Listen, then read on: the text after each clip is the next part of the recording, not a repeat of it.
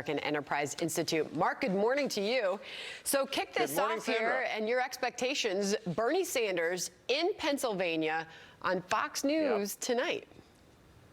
Yeah, look, I mean, this is a very bold decision on his part and a controversial one within the Democratic Party because the Democrats hate Fox News. And you just had Tom Perez earlier on the show explaining how they don't trust us to host a Democratic debate, which is ridiculous. Like Fox. We got lots of the official Democrats don't like it. We got a lot of Democratic viewers, but the Democratic establishment hates us. But Bernie's not part of the Democratic establishment, and he's coming on this network for a very specific reason, because he knows that 12% of Bernie Sanders supporters voted for Donald Trump in the 2016 election. They gave him the margin of victory in 3 critical states that gave Trump the presidency: Wisconsin, Michigan, and Pennsylvania. He needs to get those voters back. So, for example, in Pennsylvania, 16% of Sanders supporters voted for Donald Trump. That's a total of about 116,000 voters. Trump won by 44,000 votes.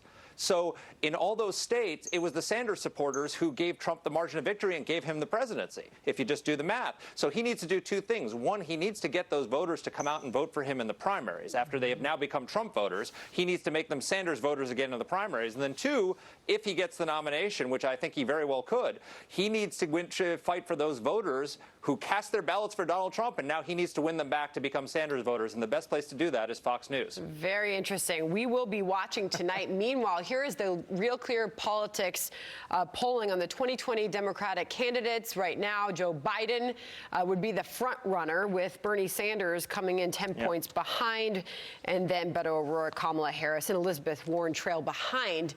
That being said, Bernie Sanders' strategy here seems to be looking past the primaries and setting his sights on Donald Trump himself.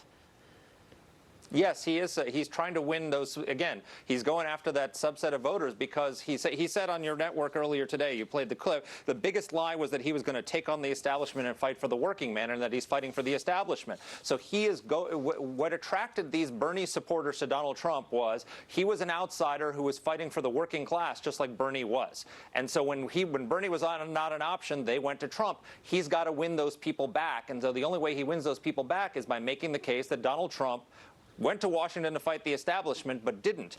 And that's going to be a hard case to make because those Bernie supporters, those Sanders-Trump voters, are doing really well under Donald Trump. Manufacturing jobs are growing at the fastest pace in 24 years. And the unemployment rate for people without a high school education is the lowest in history. Their wages are rising faster than any other group. So they're doing really well under Donald Trump right now. So the question is, do they go back or do they stick with the guy who's delivering for them? All right, and here's Bernie Sanders at a rally in Pennsylvania over the weekend. The reason we are visiting these states is pretty simple.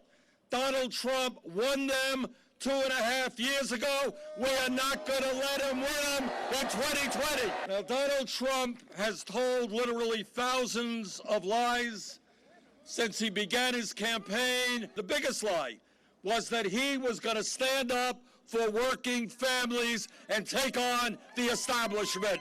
Expect a lot more of that tonight. Final thoughts from you this morning, Marc Thiessen. Absolutely. And the other thing you can expect tonight, I think he's going to make a pitch for Medicare for all.